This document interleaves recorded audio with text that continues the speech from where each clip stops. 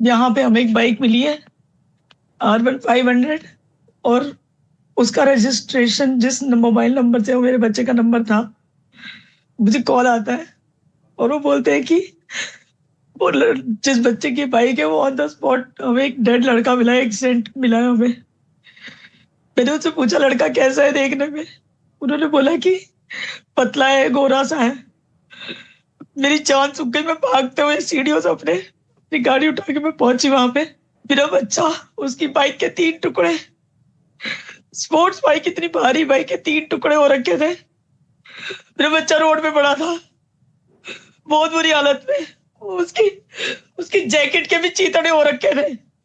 इतनी बुरी हालत में मेरा बच्चा रोड पे पड़ा था। That I've taken a decision to bring Inna Makin onto NDTV because everyone needs to hear her voice. Everyone needs to hear the voice of Inna Makin, who has lost her 23-year-old son, who was on a motorcycle mowed down by a black Scorpio where the occupants were apparently making reels. He didn't have a license and now he's out on bail. Inna ji, FIR में लिखा गया है कि जो गाड़ी चला रहा था वो 19 साल का था, लेकिन हमारा क्राइम ब्यूरो ये रिपोर्ट कर रहा है कि वो ड्राइवर नाबालिग था, 17 साल का था और उसको बेल मिल चुका है। उस दिन क्या हुआ था इन्ना जी?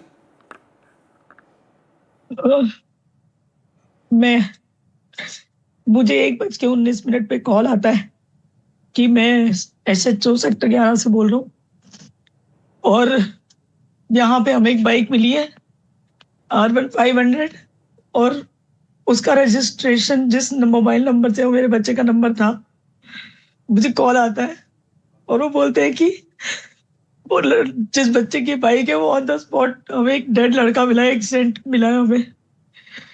मैंने उनसे पूछा लड़का कैसा है देखने में, उन्होंने बोला कि पतला है, गोरा सा है। मेरी जान सूख गई। मैं भागते हुए सीढ़ियों से अपनी गाड़ी उठा के मैं पहुंची वहां पे। ऑन द स्पॉट पहुंची मैं सेक्टर 11 लाल बहादुर शास्त्री के सामने। मेरा बच्चा, उसकी बाइक के 3 टुकड़े, स्पोर्ट्स बाइक, इतनी भारी बाइक के 3 टुकड़े हो रखे थे। मेरा बच्चा रोड पे पड़ा था बहुत बुरी हालत में। उसकी जैकेट के भी चीतड़े हो रखे थे। इतनी बुरी हालत में मेरा बच्चा रोड पे पड़ा था। वहां से मैं अब 10 मिनट में चिल्लाती रही, मुझे समझ नहीं आया। मैं चिल्लाती रही 10 मिनट रोड में। उसके बाद वहां पे एम्बुलेंस खड़ी थी पर बच्चा हॉस्पिटल नहीं पहुंचा था।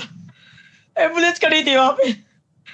मेरे जाने के बाद 10 मिनट चिल्लाने के बाद मेरे बच्चे को ऐसे दोनों हाथों और पैरों से बिना सपोर्ट दिए, जबकि पुलिस वालों को पता था या नहीं पता मुझे नहीं मालूम। मैं 1:30 पे पहुंची थी क्योंकि सेक्टर 9 और 10 के रोड पे ट्रैफिक होता है स्कूल की बसेस का। तो मुझे 10-15 मिनट लग गए थे। मुझसे पहले मेरे ऑफिस की लड़की, मेरा स्टाफ, मैंने उसको फोन करके बोला कि तू पहुंच के देख ये साहिल है कि कोई और है, क्योंकि वो बहुत नजदीक थी। उसके लिए जस्ट 5 मिनट्स का डिस्टेंस था मेरे ऑफिस से। मेरी बच्ची वहां सेम टाइम पे मुझसे पहले 2-3 मिनट पहले ही पहुंची थी और मेरे ऑफिस के कोई नेबर भी थे जो कि मैं उनके साथ कहीं जाने वाली थी। वो भी वहां पहुंच गए उस बच्ची के साथ, क्योंकि वो मेरे ऑफिस में वेट कर रहे थे मेरा। मैं वहां जाके देखती तो मेरा बच्चा रोड पे पड़ा था। मेरे जाने के 10 मिनट बाद उसको उठा के एम्बुलेंस में डाल के उसको पैकेट में मुंह बंद कर दिया। इंदिरा गांधी में उसको लेके गए, जहां पे कि कोई एडवांस मशीनें नहीं है, वहां पे कोई ढंग के ट्रीटमेंट नहीं होते। बहुत बार ऐसा भी हुआ है कि मेरी मेड्स वगैरह के लिए मैं भी गई हूँ वहां पे, क्योंकि वहां पे गरीब लोगों को ऐसे भगा दिया जाता है। वहां पे मशीनरी और एडवांस सिस्टम कंप्लीट नहीं है। वो वहां से इंदिरा गांधी लेके गए। मेरे जो नेबर थे वो मुझे अपनी गाड़ी में इंदिरा गांधी पीछे पीछे लेके गए। एम्बुलेंस अलग गई और हम उसके पीछे पीछे गए। वहां जाके उन्होंने मेरे बच्चे को स्ट्रेचर पे डाल के पैकेट में मुंह बंद कर दिया। मेरे बहुत चिल्लाने के बाद जबरदस्ती वो ECG करवाया उसका और उन्होंने वो उसको डेड डिक्लेयर कर दिया। मैं फिर भी चिल्लाती रही कि मुझे मेरे बच्चे की बॉडी दे दो। मैं 4 घंटे चिल्लाती रही हॉस्पिटल में, मेरे बच्चे की बॉडी दे दो मुझे। मैं उसको प्राइवेट हॉस्पिटल ले जाना चाहती हूँ। मैं एक बार लास्ट ट्राई करना चाहती हूँ। मुझे गार्ड से बाहर निकलवा दिया, धक्के मार के गार्ड ने मुझे बाहर निकाल दिया हॉस्पिटल के। मुझे बॉडी नहीं दी। मैं अपने बच्चे के लिए लास्ट चांस लेना चाहती थी। वो बॉडी को लेके 4 घंटे तक स्लिप बनाते रहे, क्या करते रहे मुझे नहीं पता, मेरे को बाहर निकाल दिया। मैं चिल्लाती रही, एम्बुलेंस वालों को भी रिक्वेस्ट करती रही, कोई नहीं आया, किसी ने नहीं सुनी मेरी बात। मेरे बच्चे को लास्ट टाइम भी नहीं मिला। मैं अपनी कॉस्ट पे उसको प्राइवेट हॉस्पिटल ले जाना चाहती थी। Nobody let me, they didn't let me। वहां से सीधा 4 घंटे बाद उस बच्चे को जब मैं थक गई चिल्ला चिल्ला के, तो वहां से उसको मॉर्चरी में ले गए और वहां पे उसकी बॉडी दे दी। मैं बोलती रही मेरे बच्चे को मुझे गले लगाने दो, उसको बहुत चोट लगी है। मेरे बच्चे की हाथ में तड़प रही होगी, उसको दर्द हो रहा होगा, मेरे को हाथ भी नहीं लगाने दिया। मेरे बच्चे को चोट लगी, इतनी चोट लगी थी। मैंने 23 साल से अकेले पाला मेरे बच्चे को। मैंने अपने बच्चे को हमेशा फूलों की तरह रखा।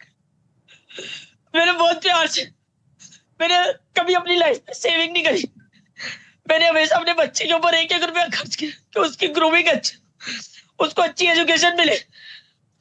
मैं हमेशा से चाहती थी वो इस कंट्री में नहीं रहे, मैं उसको यहाँ नहीं रखना चाहती थी।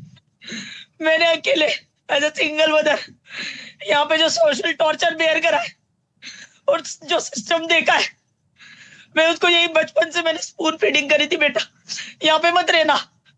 मुझे सब बोलते थे कि तेरा एक ही बेटा है तो उसको भी बाहर भेज देगी, बच्चे बाहर जाके बदल जाते हैं, वो तुझे नहीं पूछेगा। मैंने तब भी बोला मुझे एक्सेप्टेड है, मैं अपने बच्चे की अच्छी लाइफ देखना चाहती हूँ। मैं उसका वो हाल नहीं देखना चाहती जो मैंने पूरी जिंदगी यहाँ पे देखा है, जो टॉर्चर देखा है हर जगह, सोशली, काम पे, कॉर्पोरेट में, हर जगह, यहाँ के सिस्टम पे। मैंने पहले इना जी, मेरा बेटा बाहर जाने वाला था, उसका लास्ट सेमेस्टर चल रहा था। वो स्कॉर्पियो वाला, उसके इतने सारे चालान आए हुए, इतने सारे चालान है उसके, 13 गाड़ी के सारे चालान जो ओवर स्पीडिंग के ही है, सारे चालान ओवर स्पीडिंग के, rash driving, over speeding, without licence का भी उसका चालान है। उसको अभी तक मुझे नहीं समझ आ रहा क्या हो रहा है क्या नहीं हो रहा। मैं अपने बच्चे के लास्ट राइट्स में बिजी थी। मैं अभी 2-3 दिन पहले ही फ्री हुई हूँ। घर में हवन था हमारे, और मेरे पास कोई फैमिली स्ट्रेंथ भी बहुत ज्यादा नहीं है। मेरे सारे रिलेटिव्स बहुत दूर दूर रहते हैं, तो मैं जो इमीडिएट मेरी सिस्टर, उसका हस्बैंड, मेरी मदर, मेरा भाई, हम 4-5 ही लोग हैं जो बच्चे के लास्ट राइट वगैरह सब कर रहे थे। हम उसमें बिजी थे। जी, पुलिस का क्या कहना है अभी? इना जी, पुलिस का क्या कहना है अभी? वो जो ड्राइव कर रहा था गाड़ी में, वो नाबालिग है, वो 17 साल का है, वो जुवेनाइल जस्टिस बोर्ड के अंदर आया था, उसको पेश किया गया था, उसके बाद उसको बेल मिल गया है। अभी बोर्ड एग्जाम लेने के लिए बेल मिल गया उसको। यस, उसको इंटरिम बेल पे, अभी बोर्ड एग्जाम्स के लिए जो है इंटरिम बेल पर है वो। मैं एसीपी और डीसीपी से मिली थी, तो एसीपी साहब ने मुझे कहा था कि हमारी तरफ से इन्वेस्टिगेशन फेयर होगी, बट मैं अभी दोबारा पुलिस के पास नहीं गई हूँ, तो क्योंकि आज ही पोस्टमार्टम रिपोर्ट हमें मिली है। हमारे पास कुछ था भी नहीं अभी तक। मुझे आज ही soft copy of police mortem, वो पोस्टमार्टम की रिपोर्ट जो है वो आईओ से मिली है। तो बस that's what I have for now. What about the parents of this boy who was driving the car, Inna ji? मुझे अभी तक 13 चालान थे इस गाड़ी पर। अभी यूपी स्टेट के भी बहुत सारे चालान है इसके। यूपी स्टेट में भी इस गाड़ी के बहुत सारे चालान है और सारे ओवर स्पीडिंग के हैं। अभी तक तो दिल्ली वाले चालान जो है वो हमारे पास आए थे, इसके यूपी के भी बहुत सारे चालान हैं। और आपका कहना है कि ये सारे ओवर स्पीडिंग के, ये कुछ रील्स बना रहे थे, ऐसा कुछ जानकारी भी मिल रहा है? ये रील्स बना रहे थे। ये लोग रील्स बनाने के लिए, फन के लिए निकले थे। ये रील्स बना रहे थे। ये बहुत गंदे तरीके से रोड के दूसरी साइड, बिल्कुल सेंटर ऑफ द लेन गाड़ी चला रहे थे, जिसकी वजह से जो भी सामने से आ रहा होगा उसको अंदाजा, क्योंकि जब आप अपनी लेन में चलते हो तभी एक डिस्टेंस से सामने वाला देख के गाड़ी चलाता है। ये बिल्कुल दूसरी साइड चला रहे थे। एक येलो कलर की बस आती है, उस बस के पास से इस लड़के ने ट्विस्ट मारा है और उस ट्विस्ट के बाद ही ये एक्सीडेंट हुआ है। इसको पता ही नहीं चला क्योंकि ये अपनी लेन में नहीं चला रहा था और इतनी ज्यादा स्पीड थी कि मेरे बेटे को उड़ाने के बाद ही जिन लोगों ने वहां पे वीडियोस बनाए हैं, जिनके थ्रू मेरे पास वीडियोस आए हैं, उन सब ने बताया है कि मेरा बच्चा 50 फुट ऊपर हवा में उड़ के नीचे गिरा है। एक पोल है वहां पे, उसके ऊपर इतनी ऊपर तक हाइट तक मेरा बच्चा नीचे गिरा है, इतनी जोर से नीचे गिरा है वो। उसके बाद एक कैब ड्राइवर की गाड़ी को भी इन्होंने इतना जोर से हिट किया है कि उसकी गाड़ी के पीछे के सिलेंडर, डिक्की और जो पीछे की सीट होती है वो पूरी अंदर तक ड्राइविंग सीट तक चली गई। और उस कैब के आगे कोई बस खड़ी थी, वो गाड़ी इनकी गाड़ी से इतनी जोर से हिट हुई कि पीछे से पूरी गाड़ी खत्म होने के बावजूद वो कैब आगे जाके लगी। तो जो बस वहां खड़ी थी, जो कि वो ड्राइवर लेके भाग गया क्योंकि वो शायद कंट्रोवर्सी में नहीं पड़ना चाहता था या उसकी बस बंद हो जाती, तो वो चला गया वहां से। वो बस भी 4 फुट पीछे तक चली गई थी। इनकी गाड़ी की ये स्पीड थी और वो भी इंस्टीट्यूशनल एरिया में जहाँ पे सब माँ बाप के बच्चे जाते हैं पढ़ने के लिए। मेरे बच्चे की जगह अगर ये टाइम 2 बजे का या 1 बजे का होता और 5-7 पेरेंट्स के माँ बाप के बच्चे मर जाते, तब क्या होता? इना जी, बस कितनी हैवी होती है, वो बस भी 4 फुट पीछे तक चली गई। क्या स्पीड थी इस लड़के की। इना जी, मैं आपको कुछ बताना चाहता हूं from NDTV side. I promise you, मैं आपको वादा देता हूं कि एनडीटीवी की तरफ से हम इस केस को नहीं जाने देंगे। We will get justice for your son Sahil. I am giving you a promise here on national television. मैं किसी और माँ का बच्चा नहीं जाना चाहिए sir. I beg from the nation, please stop this.